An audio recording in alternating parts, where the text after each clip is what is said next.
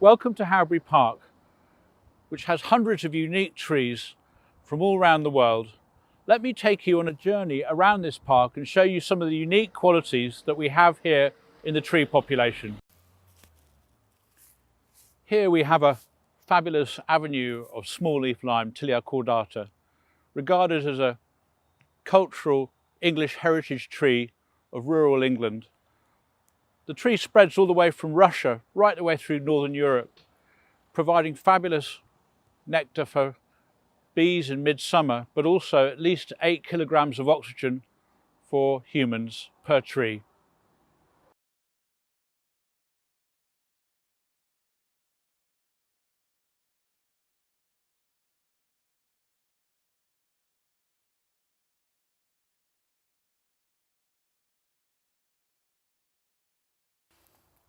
A renowned tree in the British Sylvian landscape has to be our native hornbeam, Carpinus betulus. The Saxons called them ironwood.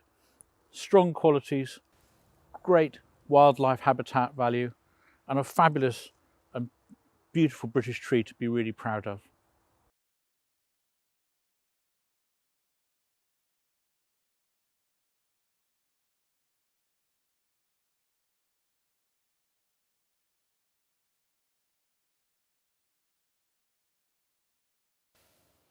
A unique jewel in the crown here at Howbery is a survivor elm.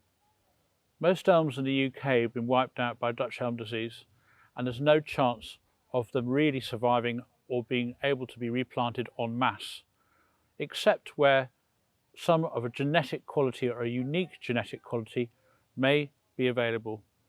This tree has survived, and it's potentially a tree that can be bred from to actually help replenish the UK's elm population. A unique tree, extremely special and very valuable.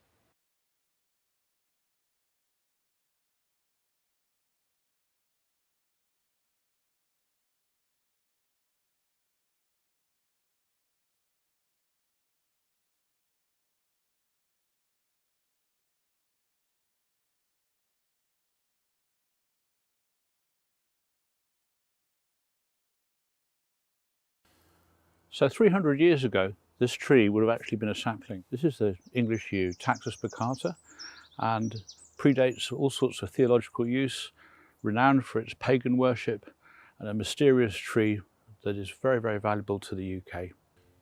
Even the bows at Agincourt were built from the yew tree branches, and so a great amount of English history is hidden in the canopies of these trees.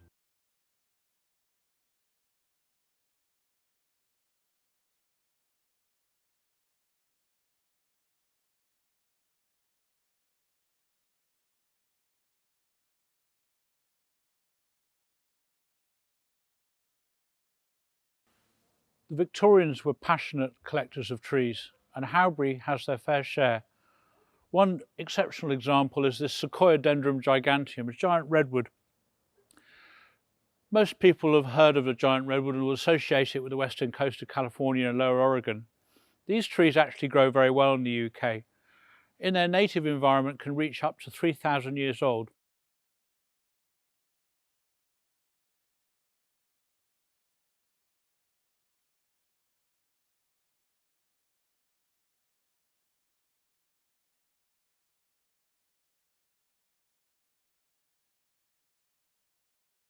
So, a Cedrus libani, a tree that's actually scarce in its own native environment, which is predominantly Lebanon, Iraq, Turkey, and Morocco.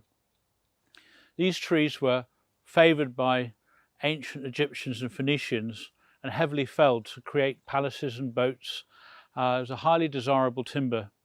The Temple of Jerusalem and Solomon's Place is built out of it.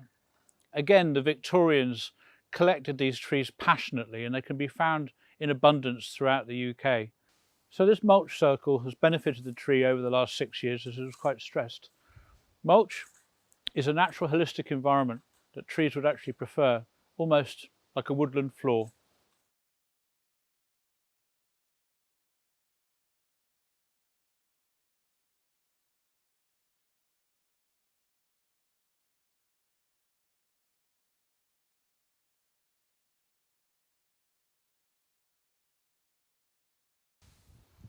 The London plane serves us as no other tree does. Its ability to tolerate poor soils, pollution and heavy pruning in towns has meant it's one of the few species that actually can thrive in such basically very difficult conditions. The majority of trees can't. These trees have been more of a contribution throughout the world and Europe to mitigating pollution, stormwater interception and shade than anything else.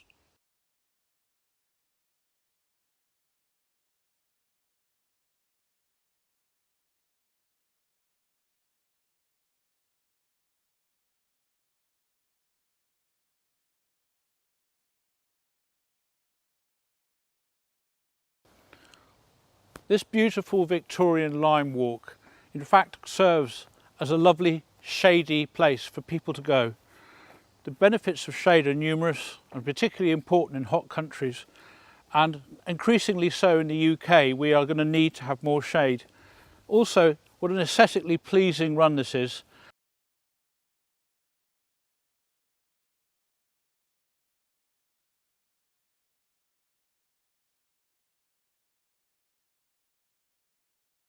This large and spectacular grey poplar has many unique qualities. You can see the quaking and the moving leaf. That actually helps the leaf from getting too hot, disperses heat and helps the tree dampen wind loading. The tree also has interesting strategies in that you'll see it's propagating itself via root. And of course, if anything actually happens to the parent tree, the tree has an ability to renew itself, a unique quality.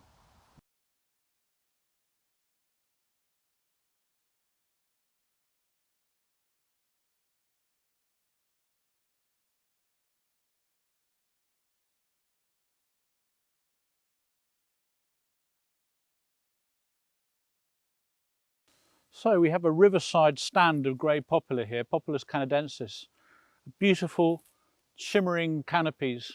But how do trees stay up? How do they actually manage not to fall down? Well, apart from their inner fibre, they actually have interesting biomechanical defence strategies. These trees are quite leggy and long, what we call drawn in forestry. The tree's leaning to the northwest. It understands it's potentially a weak spot. A big gale, there might be a potential for a snappage. So the tree has produced its own extra adaptive wood, what's called fibre buckling. Trees spend a lot of their lives exercising. They understand the wind pressures and the wind loading they're under, and they produce adaptive wood so as to defend themselves against complete structural failure. At Howbery Park, we recognise climate change and the need to plan and have a strategy for that. So we've planted, for instance, trees that deal better with hot climates, such as this Platanus orientalis, this oriental plane, a tree that's held very sacred in India and can last up to an excess of 900 years.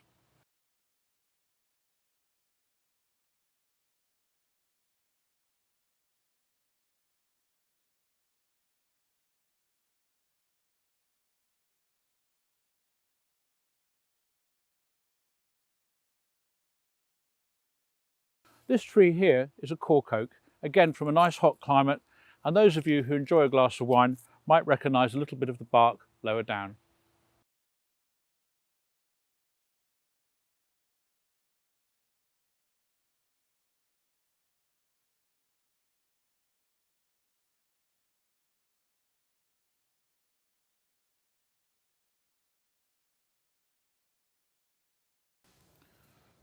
Known as the dawn redwood and Metasequoia clystrobiodes, these trees were rediscovered in 1941 in China after various attempts to find the last remaining trees in the world. Only known as fossils previously, they are now cloned and back in the UK.